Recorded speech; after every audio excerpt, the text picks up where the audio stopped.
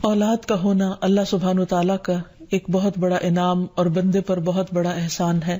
اسی لیے ہم دیکھتے ہیں کہ اولاد انسان کے لیے اگر نیک ہو تو راحت، رحمت، آرام اور چین اور آنکھوں کی ٹھنڈک کا ذریعہ ہوتی ہے. اگر کسی کی اولاد نہ ہو تو اس کے لیے بھی دعا سکھائی گئی ہے، اور وہ دعا ابراہیم علیہ السلام کی دعا ہے جس میں وہ کہتے ہیں رب ہب لی من الصالحین، اے میرے رب مجھے نیک اولاد عطا فرما، صالح لوگوں میں سے عطا فرما. فبشرناہ بغلام حلیم، تو ہم نے اسے ایک بردبار بیٹے کی بشارت دی. یعنی اللہ سبحانہ وتعالیٰ نے ان کی دعا سن لی، اور یہ دعا بہت عرصے کے بعد سنی گئی تھی لیکن بہرحال سن لی گئی. ابراہیم علیہ السلام اللہ کے دوست تھے اور مستجاب الدعوات تھے، ان کی دعائیں قبول ہوتی تھی. لیکن یہاں یہ بات بھی پتہ چلتی ہے کہ دعا کی قبولیت کا مطلب یہ نہیں کہ جس وقت انسان منہ سے کوئی بات نکالے اسی وقت پوری ہو جائے. اس کی پورے ہونے میں بعض اوقات کئی سال گزر سکتے ہیں، جیسے ہم دیکھتے ہیں یوسف علیہ السلام کے واقعے میں، ابراہیم علیہ السلام اور دیگر پیغمبروں کے سلسلے میں. اور پھر ہم اس بارے میں یہ بھی دیکھتے ہیں کہ جس طرح ابراہیم علیہ السلام کی دعائیں قبول ہوئی تو انہوں نے اپنے رب کا اس پر شکر بھی ادا کیا اور فرمایا الحمدللہ الذی وہب لی علی الکبر اسماعیل و اسحاق ان ربی لسمیع الدعاء، کہ اللہ کا شکر ہے جس نے مجھے بڑھاپے میں اسماعیل اور اسحاق جیسی اولاد دی، بلا شبہ میرا پروردگار دعائیں سننے والا ہے. اور حقیقت یہ ہے کہ اللہ تعالیٰ پیغمبروں کی بھی سنتا ہے اور پیغمبروں کے علاوہ باقی لوگوں کی بھی دعائیں سنتا ہے.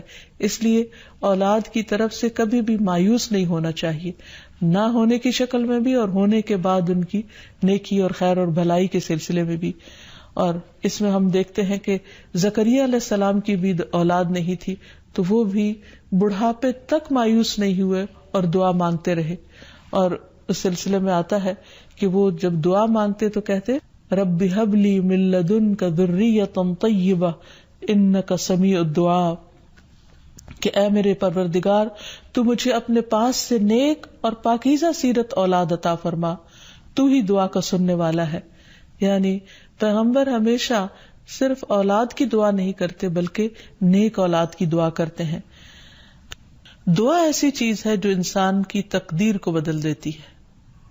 عام طور پر ہم اپنے خاندانی زندگی میں، گھریلو زندگی میں جب پریشان ہوتے ہیں تو ہم سمجھتے کہ شاید یہ مشکلات زندگی کا حصہ ہیں اور ان میں کبھی کوئی تبدیلی نہیں ہو سکتی. حالانکہ اللہ سبحانہ وتعالیٰ کے لیے کسی بھی چیز کو بدلنا کچھ بھی مشکل نہیں. بعض اوقات ہمیں شیطان یہ وسوسہ ڈالتا ہے کہ یہ چیز تمہاری تقدیر میں لکھ دی گئی تھی، اس لیے اب اس سے کوئی نجات کا راستہ نہیں.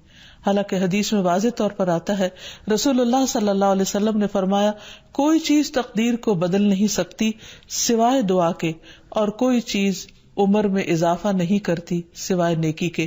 یعنی اگر انسان دوسروں کے ساتھ خیر و بھلائی کرتا رہتا ہے تو یہ چیز اس کے عمر میں اضافے کا ذریعہ بنتی ہے. تو بات یہ ہے کہ جب بھی ہم اپنے خاندانی حالات، گھریلو زندگی، اپنے ازواج یا اولاد کے سلسلے میں کچھ بھی پریشان ہو تو اللہ سبحانہ وتعالیٰ سے خوب خوب دعا کریں، اور دعا سے پہلے اللہ تعالیٰ کی حمد و ثنا بیان کریں.